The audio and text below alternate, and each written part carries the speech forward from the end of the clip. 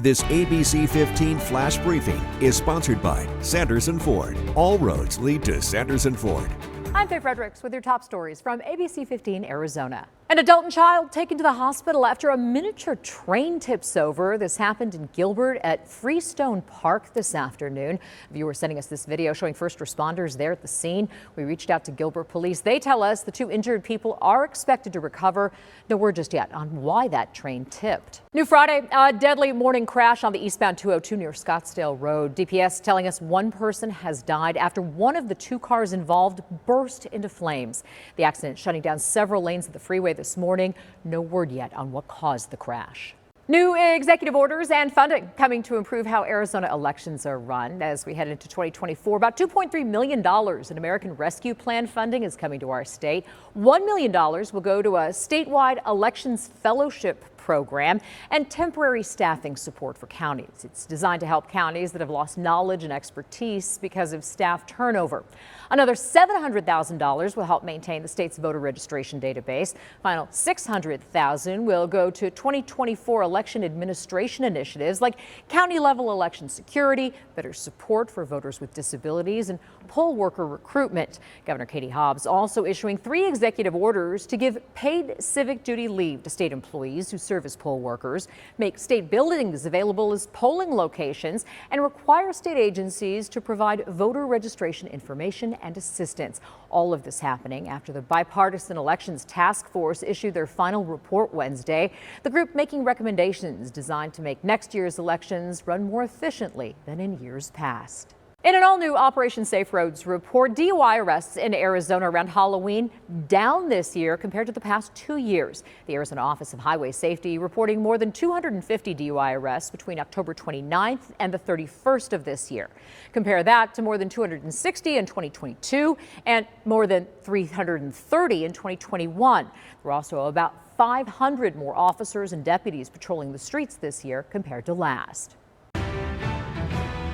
Bank of America alerting customers today some deposits may be temporarily delayed because of a problem impacting multiple banks. Company telling customers their accounts are secure and balances will be updated as soon as deposits are received. Bank says no action is needed from customers.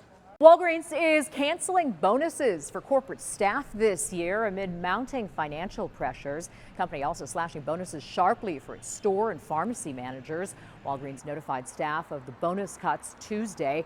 The memo blamed the cuts on financial results that did not meet expectations. City of Tucson making a major announcement when it comes to saving water. The old Pueblo was just awarded a grant worth $1.5 million. We're told that money will be used to remove grass from city parks and replace it with more desert-friendly landscaping that uses less water. New maps from the National Oceanic and Atmospheric Administration show the areas of the nation that could see snow this winter. For the southern U.S., the pattern typically means wetter and cooler weather. It's important to note the maps are not an actual snowfall forecast. They simply show where snow is more or less likely during El Nino winters compared to average.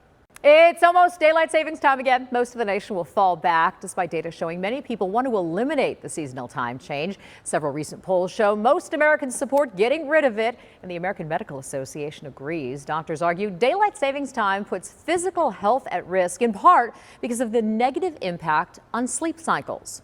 While it may not seem like it's a big deal because it's only 1 hour, it can actually have an effect on our body because it can affect our sleep. So far, 19 states have passed legislation to end clock changes if Congress will allow it. Most of Arizona already chooses not to observe daylight savings time. After the change, Arizona will be on Mountain Time, an hour ahead of California, 2 hours behind the East Coast. Tracking your forecast, I'm Chief Meteorologist Amber Sellens, and we are heating things up as we head into the weekend. Lots of great outdoor events, including NASCAR this weekend, and it is going to be pretty toasty in the afternoon hours as we hit 90 degrees on Saturday and 92 on Sunday around 4 p.m. Now, the mornings still look great. Temperatures dropping into the 50s and 60s in the early morning hours, but the afternoons are going to be pretty hot for this time of year as high pressure builds in over the area. Not record-settingly hot, but well above the than normal, which would be right around the low 80s for this time of year. We do have another storm system we're tracking come early next week. This is going to pass to our north, and that will help take the edge off the heat. Now, it's going to be too far north to bring us any rain or snow in Arizona. That we will see up through Utah and Colorado, but this will shave several degrees off our temperatures. For Phoenix, taking us out of the 90s after Tuesday, down to 83 Wednesday and low 80s for the end of next week, too.